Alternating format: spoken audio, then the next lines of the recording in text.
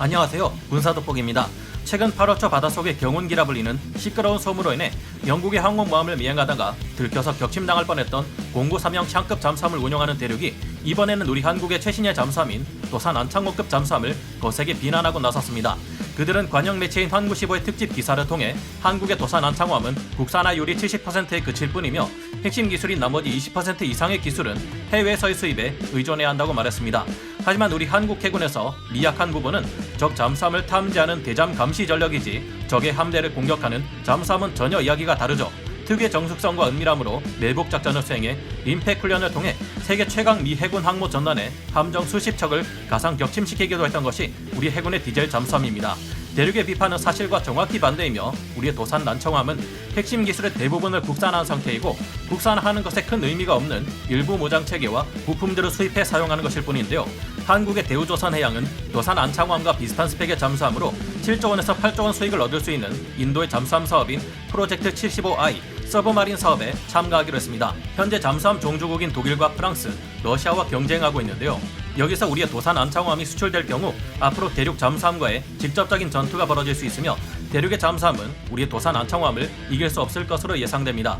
도산 안창호함은 재래식 AIP 잠수함으로는 드물게 탄도미사일을 운영할 수 있는 능력을 갖췄으며 압도적인 정숙성과 뛰어난 성능을 가져 프랑스의 스콜펜 2000 잠수함은 물론 독일의 212급 잠수함보다도 더 우위에 놓일 것으로 예상되고 있는데요. 오늘은 대륙이 한국의 도산 안창호함을 비난하는 데 있어 어떤 계산이 깔려 있으며 한국의 도산 안창호함은 어떻게 해서 주변국들의 잠수함들에 비해 더 뛰어나게 진화할 수 있었는지 살펴보겠습니다.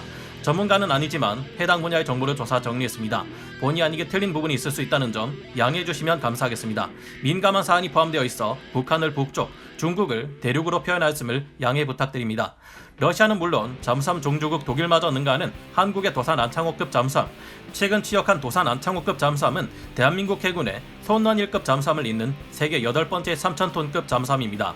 국내에서 독자 설계한 도산 안창호급 잠수함의 국산화율은 76%에 이르며 이로써 한국은 세계 15번째 잠수함 설계국이 되었는데요. 1990년대 초 국방부의 전략기획단은 우리에게 위협이 되는 북쪽뿐만 아니라 통일 이후 주변 강대국의 위협에 대한 대응을 고민했고 이에 대한 해상 해결책의 하나로 중형 잠수함 개념을 내놓았습니다.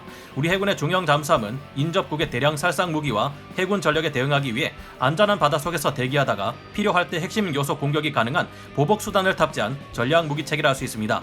이를 위해서 장보고급, 손원 1급 잠수함 건조 경험과 독일의 HDW사로부터 이전받은 기술, 그리고 209급 잠수함의 설계를 기반으로 개량한 DSME 1400 잠수함 경험을 바탕으로 최강급의 재래식 잠수함을 내놓았는데 이것이 바로 도산 안창호급 잠수함입니다.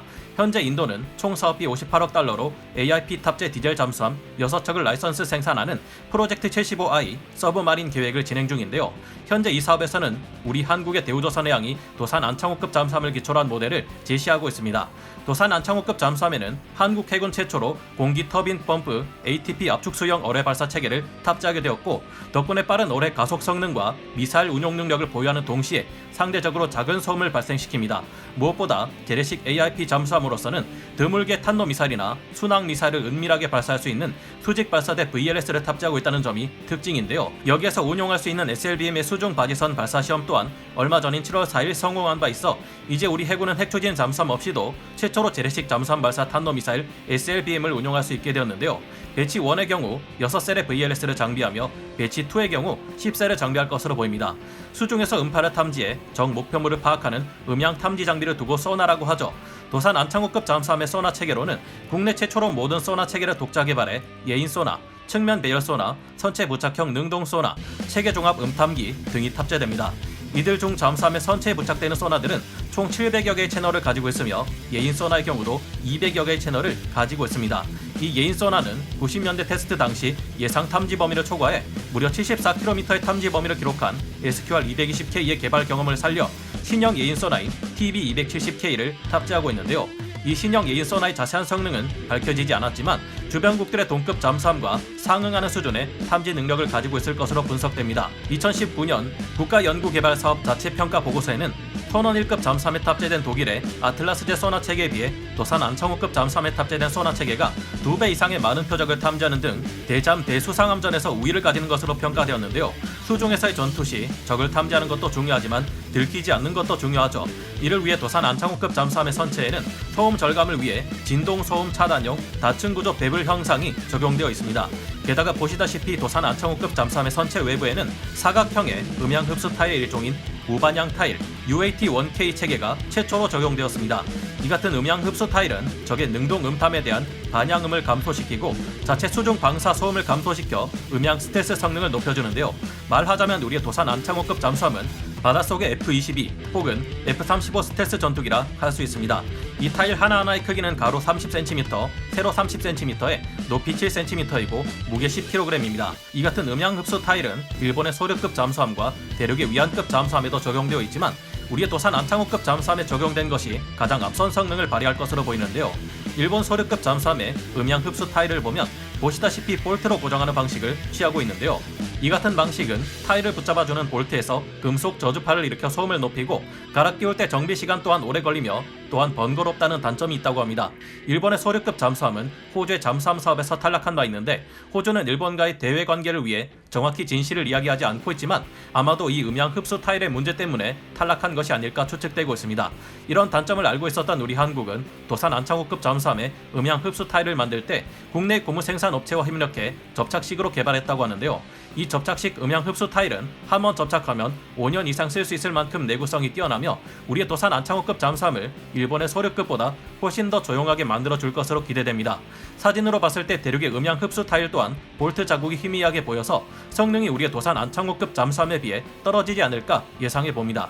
여러모로 소음 저감 기술에 크게 투자한 우리 도산 안창호급 잠수함은 주변국들의 잠수함이 우리 영해를 침범했을 때 쥐도 새도 모르게 처치해버리는 무시무시한 암살자가 될 것으로 보입니다. 도산 안창호급 잠수함은 압축 수소와 액체 산소를 반응시켜 전기를 만드는 연료 전지를 AIP 동력으로 사용하는 잠수함인데요.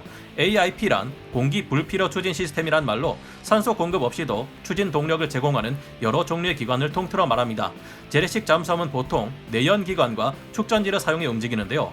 축전지의 용량에 한계가 있기에 정기적으로 수면으로 부상해 디젤 엔진을 돌려 축전지를 충전해야 한다는 단점을 가지고 있습니다. 이를 스노클링이라 부르는데요.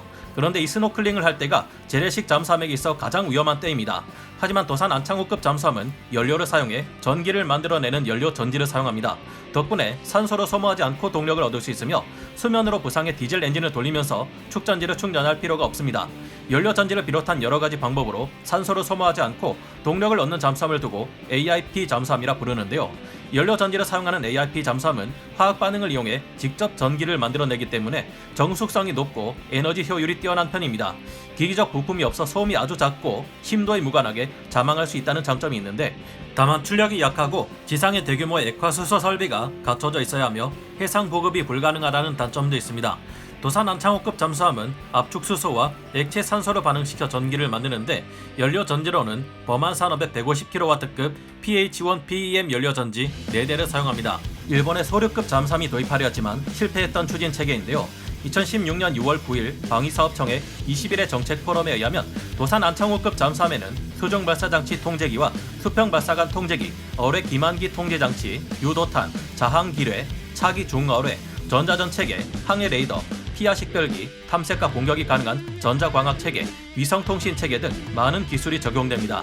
총 사업비 58억 달러로 AIP 탑재 디젤 잠수함 6척을 라이선스 생산한다는 프로젝트 75I 서브마린의 한국 대우조선해양이 도산 안창호급 잠수함을 기초로 한 모델을 제시하고 있습니다. 이 잠수함은 도산 안창호급 잠수함 배치 2급의 높은 성능을 가진 잠수함이 될 것이라는데요. 그렇다면 수중 작전 능력과 탐지 능력, 무장 등에서 지금의 도산 안창호급 잠수함보다 월등히 앞선 기술이 적용될 것을 기대할 수 있습니다. 그렇다면 이 잠수함은 도산 안창호급 잠수함 배치 1에 비해 축전지 체계를 개선해 수중 작전 지속 능력과 고속 기동 지속 시간 또한 늘어날 것이 예상되는데요. 또한 전투 체계 및 소나 체계를 개선해 표적 탐색 능력을 높여 잠수함의 생존성과 작전 운용 능력이 향상될 것으로 기대됩니다. 게다가 주요 핵심 체계 국산화율은 더욱 높아져 그 비율이 80%에 이를 것으로 기대되는데요. 이 사업에서 우리의 경쟁 상대는 러시아의 프로젝트 1650 아무르급 잠수함의 확대 개량형, 프랑스의 스콜펜 2000 잠수함, 스페인의 나반티아 S80 플러스 잠수함, 독일의 HDW 218급 잠수함입니다. 극도의 정숙성을 추구하면서도 수직 발사대를 통한 강력한 화력까지 구사하게 될 도산 안창호급 잠수함은 러시아는 물론이고 어쩌면 프랑스나 독일의 잠수함보다 더 주목받을 수도 있을 것이라는데요. 이처럼 뛰어난 성능을 가진 우리의 잠수함에 대비되는 대륙의 위안급 잠수함은 그 성능이 초라해 보입니다. 위안급 잠수함은 러시아에서 기술을 지원받아 면허 생산 중인 테스트 71 MKE 유선 어뢰와 53 65 KE 웨이크 유도 어뢰를 사용하며 대함 미사일로 C-801의 잠수함 발사형과 3M542 클럽 미사일을 운용 가능합니다. 여기에 음향 흡수 타일을 장착하는 등의 조치로 정숙성을 높였으며 AIP 체계로 100kW 출력의 스털링 기관 2기를 사용하는 것으로 보입니다. 하지만 똑같은 AIP 잠수함이라도 이 스털링 기관은 치명적인 문제가 있습니다. 스털링 기관은 실린더 구동음 때문에 정숙성이 떨어지고 에너지 밀도가 낮아 크기가 크다는 문제점이 있는데요. 그리고 배기가스 배출 문제 때문에 200m 이하의 깊은 심도에서는 스털링 기관이 작동하지 않는 치명적인 문제가 있습니다. 이 스털링 기관을 탑재한 일본 해상 자위대의 소류급 잠수함은 결국 심도 문제가 발목을 잡았고 이 때문에 11번 함부터는 동력을 리튬이온 배터리로 대체했습니다. 대륙의 위안급 잠수함은 이처럼 정숙성이 떨어지기에 은밀성에 있어서 우리 한반도 주변 해역에서 도산 안창호급 잠수함을 상대하기는 절대 무리인 것으로 보이는데요. 현재 대륙이 도산 안창호급의 평판을 깎아내리는 이유는 이것 때문으로 보입니다. 만약 우리 한국의 도산 안창호급 잠수함이 인도에 도입되고 관련 기술이 제공된다면 이를 기폭제로 더 많은 동남아 국가가 도산 안창호급 잠수함을 도입하거나 관련 기술을 적용한 잠수함을 만들어 대륙의 위안급 잠수함에 맞서 싸우게 될 것을 예상해 볼 수 있는데요.